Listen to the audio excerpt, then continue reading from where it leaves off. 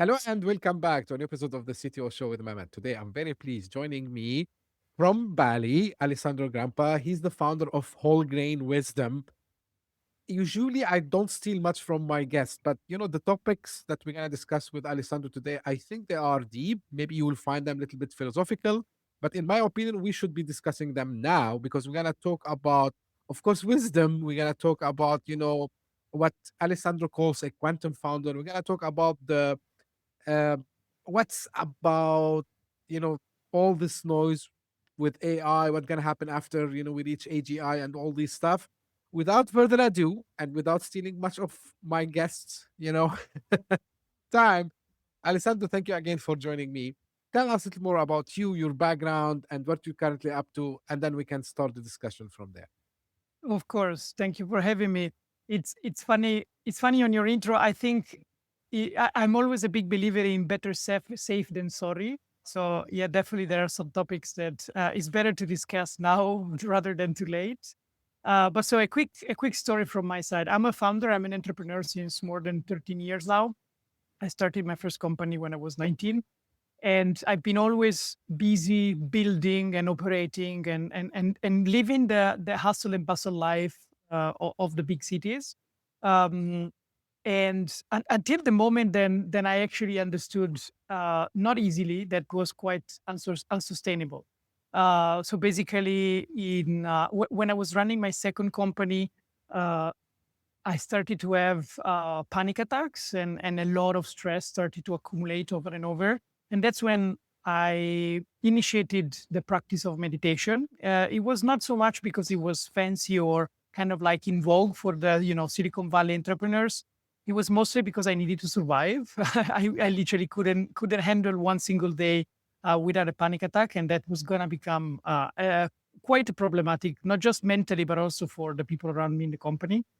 And so that was my very beginning of the what you talk about, the wisdom, right? So developing a little bit of understanding on what's out there, what is beyond building and making companies and generating profits and so on and so forth. That brought me first of all to the Eastern philosophies. I became a Buddhist meditator, um, and it seemed to go quite well, to be honest. It was definitely improving until COVID hit. And then another issue came out, which was living a whole year in lockdown, not being able to do any sport because I was in a very tiny apartment in downtown Milan in Italy. Until a day that I literally understood that my body was completely collapsed. I wasn't able to walk around. I was kind of like all blocked in the back of my like in the lower part of my back. And that was for me kind of like the beginning of another journey. The first one was on meditation, the bubble that I call the mind. In that case, I actually started to work on everything around the body and biohacking. So I was able to rewire completely my body, my mental system, my metabolical system. Slowly but surely, I finally got out completely of all of the problems connected to the health and both mental and physical. And I understood something, that I had to stop eating gluten. And as you may know, for an Italian, it's quite difficult because we eat Oh pasta yeah. and bread and focaccia and pizza, so much. And the gluten was the one that was actually creating me a lot of the chronic depression and the stress that was trapped in my body, in even in the previous year. So that was also causing me the mental challenges. And so, one layer after the other, when you kind of understand how the personal journey of development works, you really understand there are very concrete steps. In the moment, it all seems blurry, but when you look it backwards, it starts to make all sense. Until the time that I got married in Colombia, we did a shamanic wedding, and I've been exposed to all of the shamanic culture, and I reconnected the dots because in the meantime I was studying neuroscience, biology, quantum physics, and so on. And then arrived in the jungle, and the guy was like literally telling the same things that the Buddhist meditators in the East were telling me, and that quantum physics proved. And then that was really the day of the lamp, the bulb lighting up, saying, "Oh my gosh, there's something here connected. All of this is connected. There's something more to just rushing and being into the hustle mode." And that's when I decided, okay, that's it for me, that part of my life. And I started to slowly build whole grain wisdom, which is today the space that truly reconnects science and ancient wisdom, the body, mind, and energy part of the essence of who we are. And I work with entrepreneurs, I work with any high performer that that is looking for something more. Like there's a point in that life that you understand, okay, I've done all the things materially, I checked the list, now what's next? Right. It's a one of my favorite topics because it's like kind of a deep topic also as well. Like I'm sure we can talk a lot about it. Now, you mentioned something which attracted, my attention, Alessandro, is like you passed through this and then, this light up moment that happened. Now, what I saw and it's not like just a my own, I would say, observation, but a lot of time, like having these kinds of, you know, uh, stress, panic attacks are common with founders, but very few of them actually they admit it. And the reason behind it, and I want to ask you, maybe because you passed through the same experience, is it like us as human, we have this fear and we have this, oh, like I don't want someone to say, hey, he has panic or she has panic attack, or like, no, like someone in their position should be strong, the resilience, and actually, maybe I count myself wrong sometimes because I tell people, hey, like, like we should be resilient, like we should be focused, but at the same time we are humans. So what's that, that actually force us as entrepreneurs and in general to hide, let me call it, our pains. Yeah, yeah. Well, this is quite an interesting journey in discovering what's really behind the scenes, because in the classical entrepreneurial and leadership books you would read, like it's alone up there, right? When you're on top of the pyramid and you really need to be making decisions for that they impact a lot of things, a lot of operations, a lot of people and families. You need to look like you know what you're doing. And the reality is that we are humans and we don't know always what we don't know, right? When I started building Holgren Wisdom, what I actually done as a very, very first thing was to start to interviewing all of the entrepreneurs that I could ever get in contact with.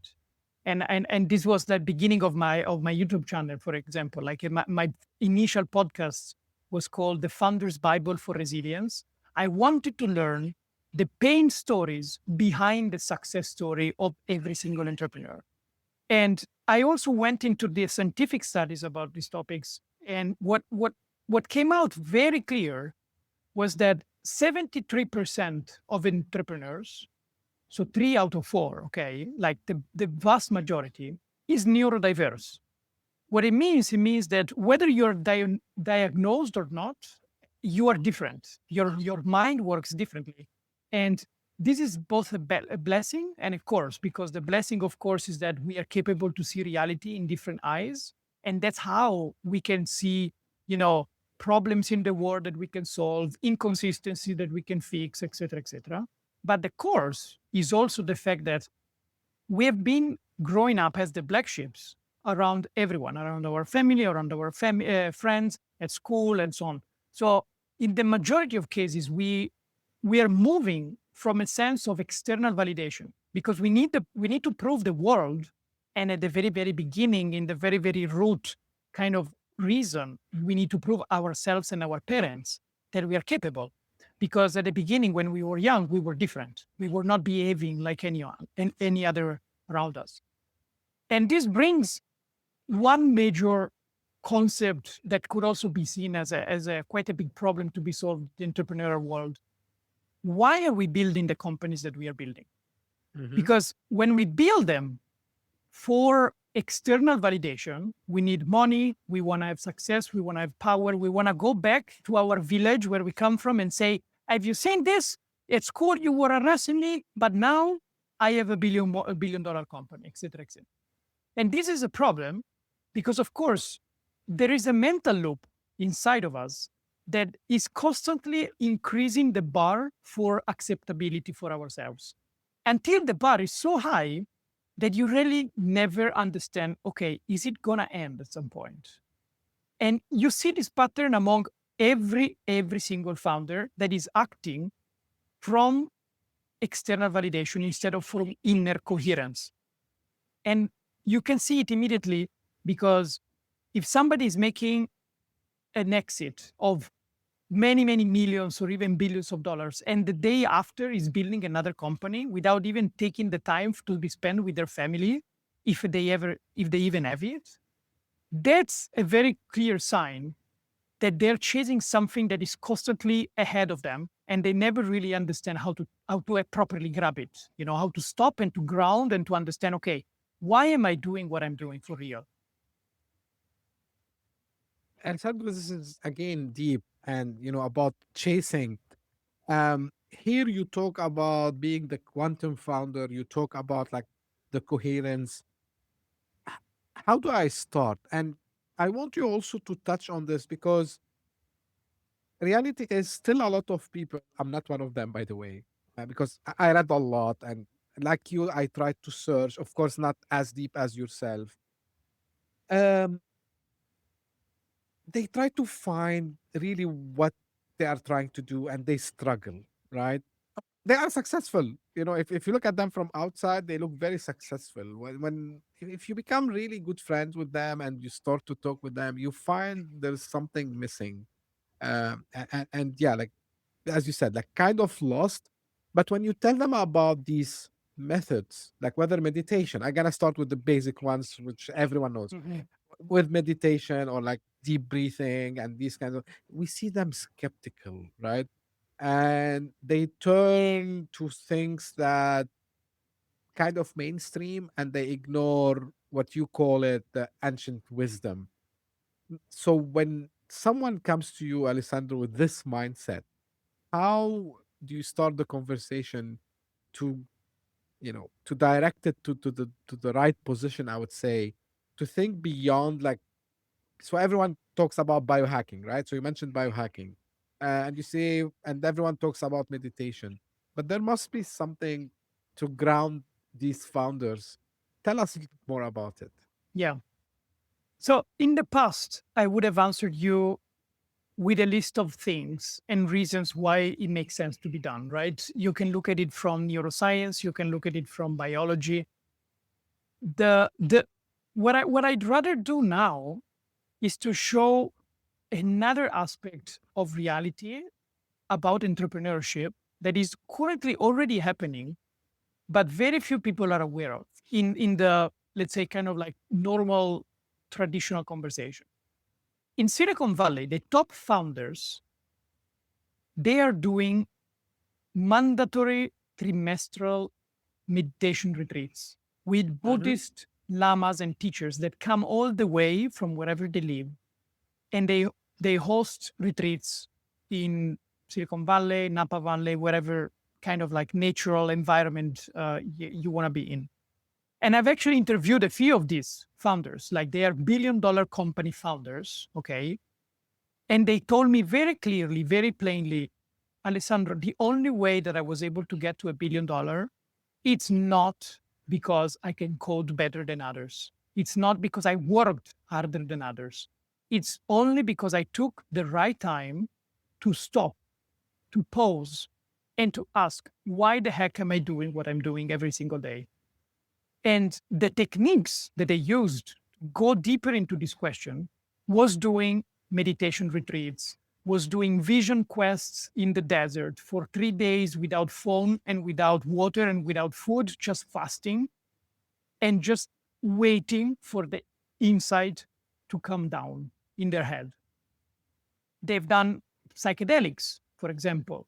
They have done many other practices that are not just, the classical daily activity. And there's a nice video that just came, I think, last week out on my channel. And it was discussing the difference between the two phases of personal growth. We have been sold in every productivity book that it's all about consistency and 1% growth every day, the compound interest, right? And this Yep. is one part of the story. It's not the whole one. And this is the biggest problem and the biggest mistake that we make.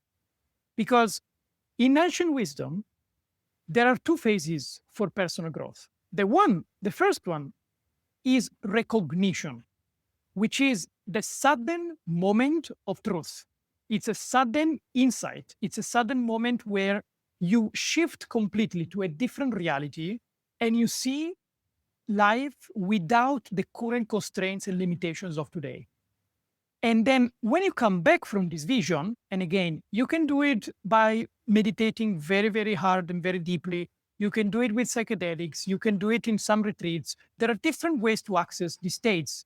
The neuroscientific way to call this phenomenon is the moment of flow, right? When you are an athlete, when you're doing a very, very deep performance that you really are here and now, you can access these moments of recognition.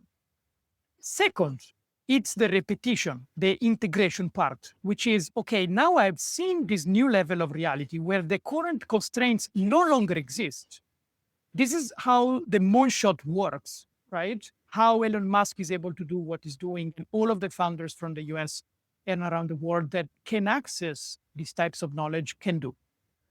And after that, so this is the 10x jump.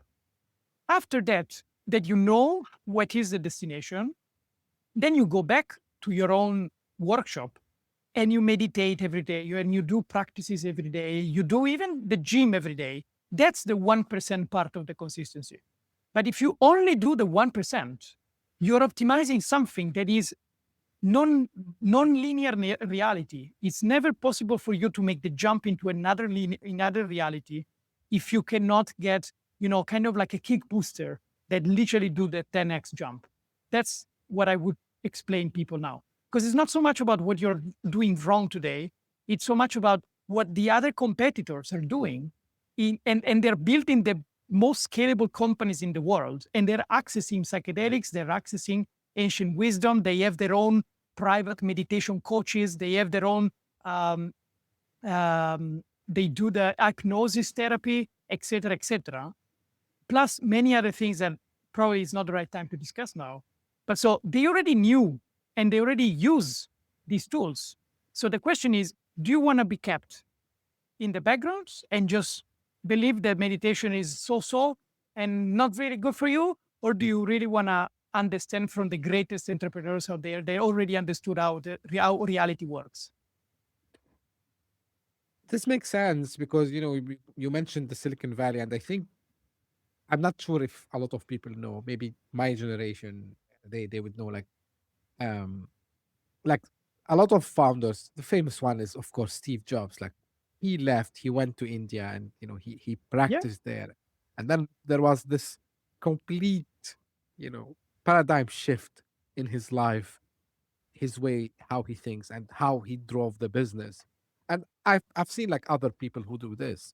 Now, as follow up questions on this, Alessandro, is there any best time to do it, or as we say usually, the best time is to start yesterday? Because I'm gonna ask you this because I've seen founders when we talk about, even like, not in that deep conversation, like we just talk about, let's say, going to gym, or let's say we talk about practicing mindfulness, if they don't want to call it meditation, Yeah. for probably maybe a couple of minutes. Oh, I don't have time, I have things to do. It's like the hustle culture also as well. So, from what you have learned and from your experience so far, Alessandro, what's the best time to start doing this? The best time is when you feel it, because the reality is that we can be talking about these topics now and somebody would listen and completely ignore what we're saying because it's not the right time for them. And there are other people that have been probably thinking about this so long in the past weeks and months, then this conversation is really going to click in their mind. The subconscious knows already what is good for you. You just need to let your intuition come out and trust it. Because the problem is that we've been so trained to rationalize life, but the reality is that 3% to 4% of our actions are rational. The 96% is autopilot driven by the subconscious mind. So, how can you even think that you can change your current reality, your current life rationally without intervening on the subconscious mind when it's 96% of your actions are driven by the subconscious. The work that I do, and you asked me before, what is a quantum founder?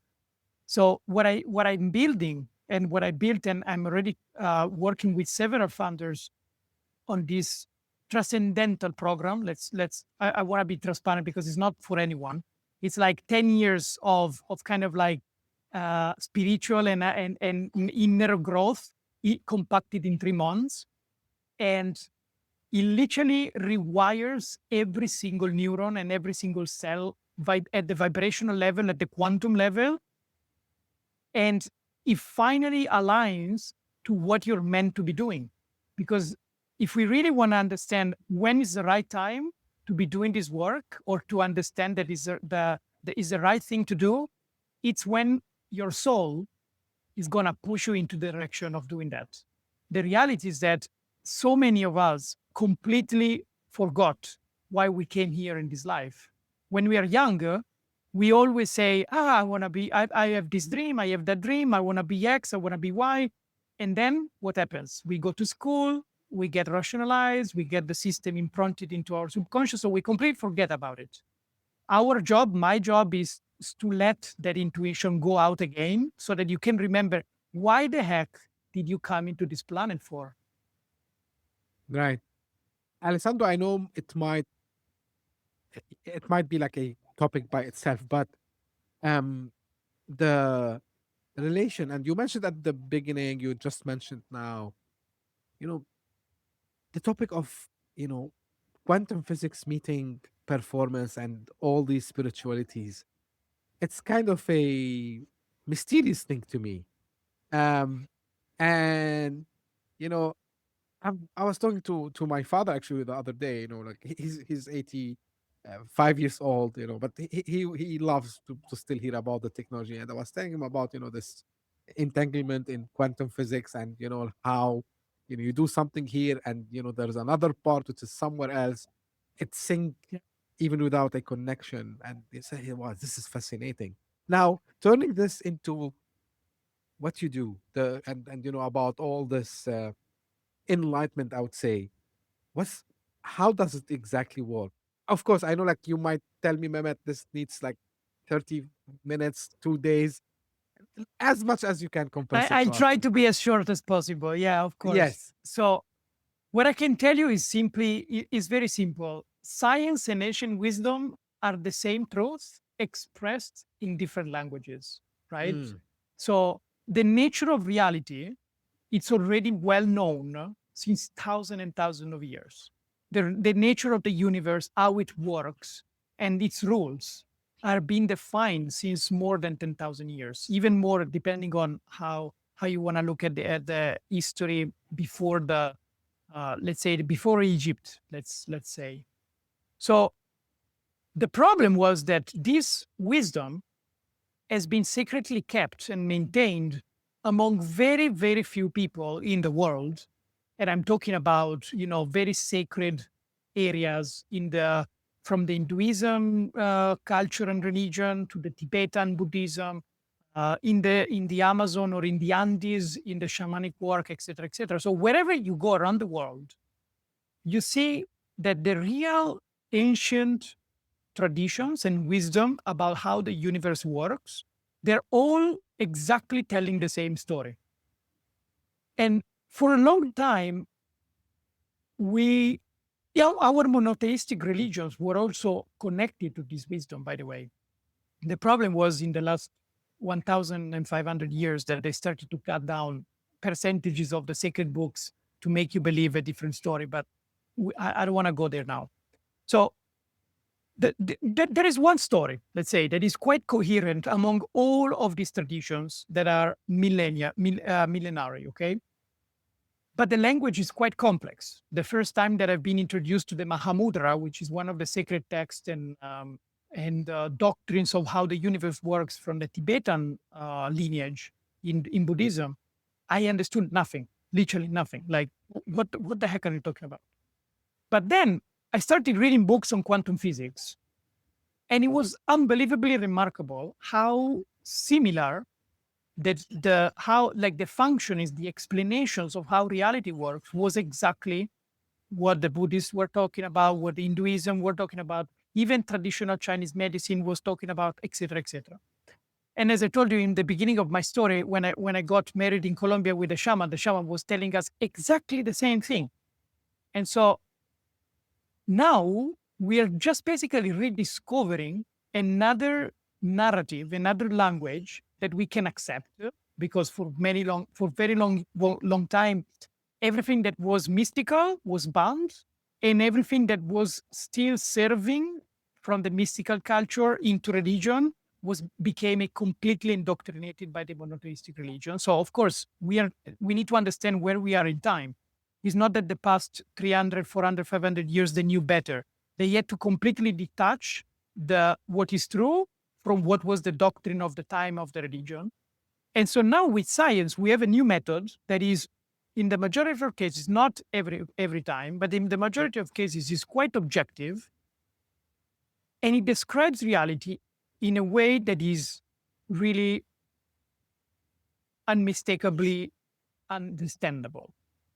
And what quantum physics says is that, first of all, 99.9% of the space between an atom and another atom, and between the nucleus, but the proton and the electron at the quantum level, it's empty space. So even the table, even this glass of water that you think it's physical, is you think that you cannot penetrate it. Actually, 99.9% of this is empty space. And even smaller than that, or at least at that level of reality, the scientists understood that everything is actually vibrating. It's not fixed. And when it's vibrating, it can take different shapes and different forms depending on what it wants to manifest. And they even understood that, and again, I keep only basing this conversation on the science, okay? Right. They understood that the atoms and the shape that they were taking was also taking the shape depending on the so-called observer effect. So when there was a consciousness of somebody observing a certain object or a certain event, it was started to take shape in a certain way. There have been thousands of experiments that are proving that if you create a certain thought pattern, a certain meditation, a certain music, even into certain molecules, especially the ones of water, when you freeze them or when you change them in different physical states, they change the shape of the molecular construction. So all of this, just to sum it up, is exactly what the ancient wisdom is telling you. The difference is that instead of saying observer effect, they talk about meditation and the power of the mind, but it's the same thing. And when they tell you that everything is empty space, they will tell you everything is potential. When they tell you, that you cannot change reality, you can immediately go back and say, wait a second. When I still remember, 40 years, 20 years ago when I was younger, my father kept saying, my parents and my grandparents were like that, therefore I'm going to end up like this, the genetic determinism. Then in the last 20 years, they developed the theory of epigenetics, and they understood that actually 90 to 95% of your genome expression comes from your behavior, your thought patterns, and your lifestyle, and the people you're around to. And now, in the very last years, they understood that from a quantum level, the atom that is connecting the two strands of DNA can flip one direction to the other depending on the power of the mind. So, are we really deterministic? Do we really believe still in the survival of the fittest Darwinian story? Or probably there is all more intelligence around us that we can really admit? That's, as I said, like it might take us episodes, not hours, to Yeah. discuss this. But to agree with you on one thing, Alessandro, and like I don't claim I'm a philosopher by any mean, but I like to spot patterns, and I was good at science when I was a kid, and and one day, I told someone like, hey, like if the light is actually vibrating, its signal, if sounds are signals, if colors are signals, that means we are signals also as well. And I always had this weird thought, which I think I'm sharing the first time, about the idea of something being realistic and it's being here today. I said, like, if now my voice is waves, right? Like it's like in shape of waves. It's a signal. It's a vibration. Where does it go, right? Where does it go? And physics taught us um, that energy doesn't disappear out of nowhere. Like it Yeah. really morph in other shape of energies. I don't want to go deep in this, but to your point, Alessandro, which I want to also to open. I'm trying to also, like, on a smaller scale. You're the expert to open the minds of the audience, especially entrepreneurs, and actually you can be anything. But because we target tech entrepreneurs in this show, you need to give a little bit time for these things, because I believe even if you don't practice them, and Alessandro, I liked when you said, like, maybe it's not the right time. This is very good. But at least, this comes at a later point. And Alessandro, you said it in your introduction. It's about, connecting the dots, Yeah. at some point in your life. So all these things, I believe they are very important. And I'm happy you explained that. And you ended now talking about intelligence. And of course, now we talk about artificial intelligence. And now we are seeing, Alessandro, like no time before, especially in the world of startups and entrepreneurs, like it's the best time to do something. Like, like now we're gonna build everything easily. At the same time, there's this philosophical debates among people, like, okay, what AI is actually doing. Sometimes it's affecting people's lives. It's affecting people mentally also as well. I'm not sure how accurate it is. I've seen, like, some reports saying, like, people are, I'm not sure. It's not me. I can't remember the source, but people are even sometimes hurting themselves because of the AI. Mhm.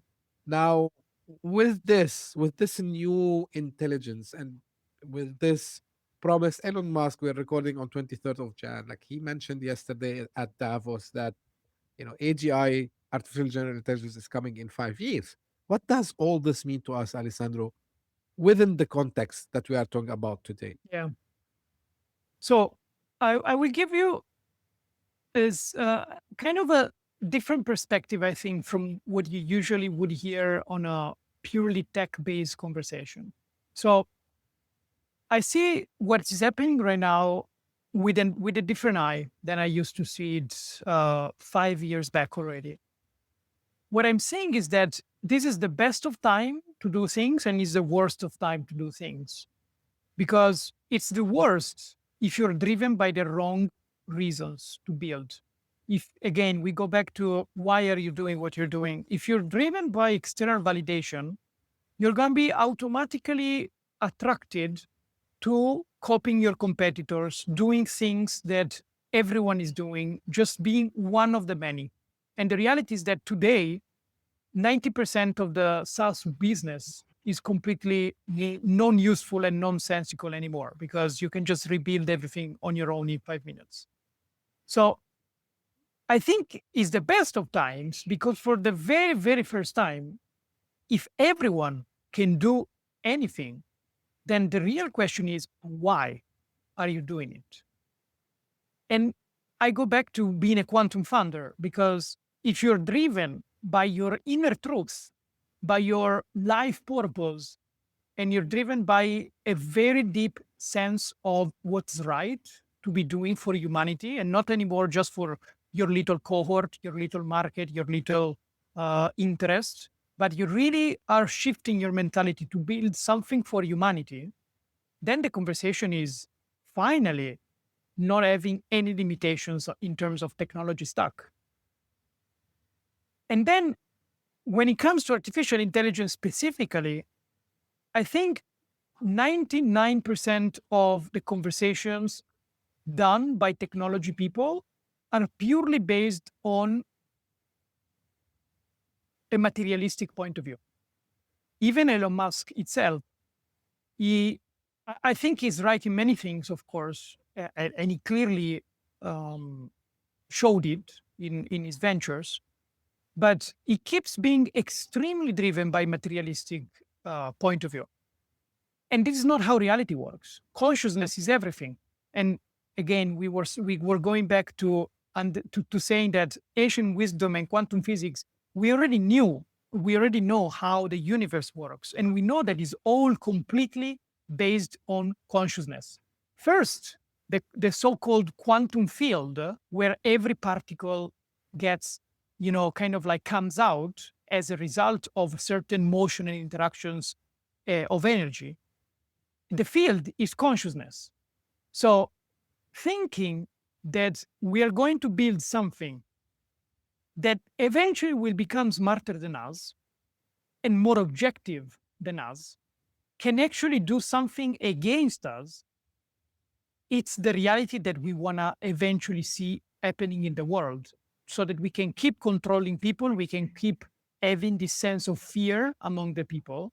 But if you actually have a conversation with spiritual people about artificial intelligence, everyone, literally everyone, agrees that artificial intelligence is going to become our higher self, is going to become the protector of human beings. And I think in one interview with Peter Diamandis, Elon Musk was saying, we need to be doing things that are engaging, like that are entertaining, so that God, if ever exists, is going to decide to keep us alive because we are interesting enough so that we can still keep watching us while doing things interestingly. And so all of this fear, all of this anxiety around what's happening with AI, it's only happening because we believe that AI is a materialistic intelligence that is going to act in a materialistic way. If you choose to see, because again, I don't want to push anyone into what is absolutely true or not, but if you want to accept that there is a different reality and you want to see how the spiritual world is embracing AI, there are projects. And I don't know if you're familiar with Gaia. It's a Yep. very big platform.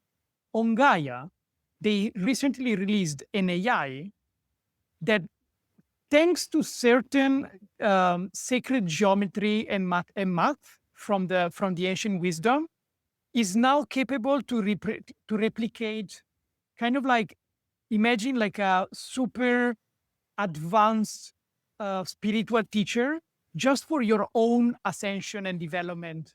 So the capabilities of these tools can be infinite. And of course, it's our choice to put them into direction of infinitely positive or infinitely negative. Right. Talking about consciousness, Alessandro, I gotta tell you my personal experience so far. Like, yeah, of course, the tools has been around for a while, but and I tried to note myself, to observe myself, what I'm doing and how I'm, Mhm. as much as they can. And they think that recently, it floated on the surface, is that I started to be more conscious of the way I think, which I didn't know before. You know, it's not about just when I go and say, "Hey, write me a beautiful, I don't know, X post or LinkedIn post." I'm not talking about this. I'm talking about when I start to use the tool to think with me. Of course, think quote unquote, because it's knowing the technology. I know it doesn't actually think. It's tries to complete what is in my mind. Yeah.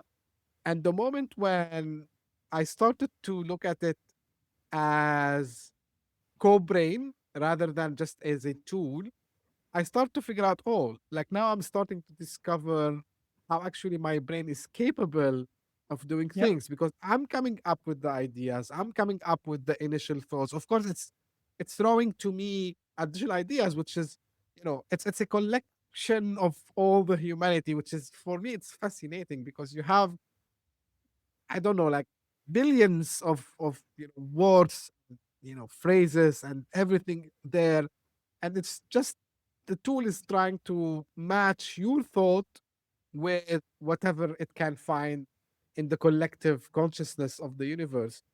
Am I too much philosophical here, Alessandro, to say that what we are trying today with these AI tools and the generative, sorry, AGI, artificial general intelligence, is we are trying to build the collective universal consciousness that actually it was in front of us, but we didn't have the means to go and utilize it until today. It's Am pretty I? much it's pretty much that, I think. And you know, everything. So if you want to look at it a little bit more neuroscientific and spiritual, Yep, combining the two things, you understand, you must know that the signal that comes from your eyes to the brain arrives a few milliseconds later true. than the signal of the reaction of your brain to the body. So, and there has been countless scientific studies proving all of this. So, what does it mean in practical terms? It means that your eyes are not seeing what is out there, they are confirming what your brain wants to see from the outside. It's your brain that is creating the reality and projecting it, and then getting a feedback loop from the eye saying, yes, I see the red car. And the classical example is, you've never noticed a yellow car in your city. And the moment that I tell you, go out today and look for the yellow car, you're going to start to find hundreds of yellow cars. Okay. So the same process, this works in a very simple way.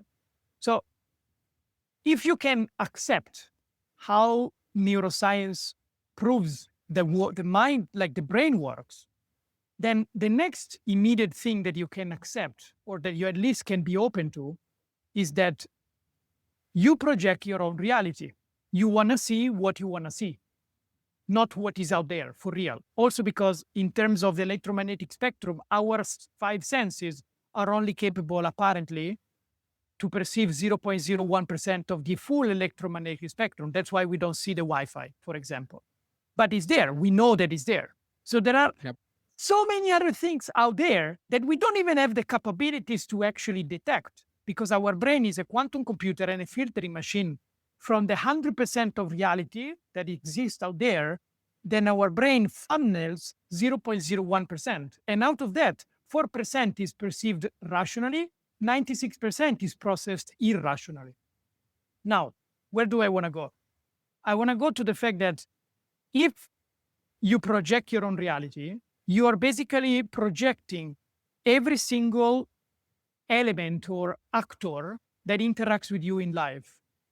And if before you come, for example, you come from a background where going to the therapist is seen as a problem, is seen that you're sick, right? And before COVID in the Western Europe, I can have as a personal example, nobody was talking about I go to therapy. After COVID, it became like a complete normal thing. If you don't go to therapy, then it's a real problem. But there are still a lot of people not doing that. Maybe they don't want to spend money, maybe they don't want to be judged, whatever. But if you do the same job with AI, and I'm not saying that they are as equally capable, but I'm saying that it's an alternative option. And through AI, you consciously want to accept that suggestion more openly than as a therapist would give you, then already you have an exponential tool available for everyone to do this job. So anyone out there that is currently having a bad day, and it's not just one day, it's actually in a bad period, just do a very simple example. Go to your AI of preference, basic, ChatGPT, Claude, whatever you want to use, and make a chat and complete new chat and write in the prompt based on everything that you know about me, and acting as a therapist, if you want to be a therapist, or just like as a personal coach, you can even write, or like an ascension master guide me step by step every single day to rewire my thoughts, given the fact that you see what you want to see, not what is out there. So you can change what you want to see, because if you want to see something different, you can do it. That's as simple as that. It is very powerful, Alessandro. As I said, we can go hours and hours, discussing this, but as we are coming close to an end, Alessandro, how people get in touch with you and what kind of offering you have. So if you can guide us, and then we can close for today. Absolutely. So I'm the founder of Whole Grain Wisdom. And so you can find all about me, everything that I know, everything that I talk about, even in shows like yours. It's already distilled in the newsletter and the YouTube channel of wholegrainwisdom.com. And inside there are all of the, let's say, free resources that you really can start to make your own research and make your own studies about what I'm telling you. Because, of course, as the Buddha said, after 45 years of teaching, don't believe a single word of what I said. Just go out there and prove it for yourself. Okay. But this is the research. I'm spending my life to do this. It's my life. It's my legacy project. Like, this is really my life mission. It's to connect the worlds of ancient wisdom and science for unleashing the highest potential of human beings. And then I have some courses. Right now, we ended up the last cohort, but if you subscribe to the newsletter, we will send new cohorts in the next months. Otherwise, if you really want to kickstart let's say, the journey, I offer one-to-ones. I only take 5 people every trimester. Now I'm almost fully booked because it's really like very deeply one-to-one work. And in that case, we basically do probably between 10 and 20 years of meditation in 3 months. I learned a lot from you today, Alessandro. And, I tell people this is one of the main reasons why I love doing this, because I meet people like yourself who grab ton of experience and, became masters in the topics that they are now delivering, and let's say uh, re-delivering that in their way to the rest of us. So I really appreciate the time, Alessandro, and all the insight that you gave today. For the audience, what I really advise you to do is to go to the website, and you can find all the resources that Alessandro mentioned. I would put the link, wholegrainwisdom.com. It will be in the show notes if you're listening on your favorite podcasting app. If you're listening on or you're watching on YouTube, you'll find it in the description.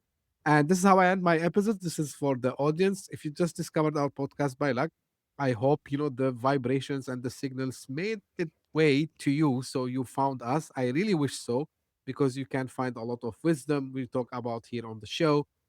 Give me a favor, subscribe and share with your friends and colleagues. And if you are one of the people who keeps coming again and again, the loyal fans, the people who support this journey by their messages, by their comment, thank you very much for keep doing so. And I want to share with you also, like, 2026 started very good. So we are still ranking every week in different country on the Apple Top 200 podcast charts. We welcome 2 countries recently, Denmark and Croatia. I'm still awaiting more countries to come later. So hope that you keep coming again and again to the show. And as I say always, stay tuned for a new episode very soon. Thank you. Bye-bye.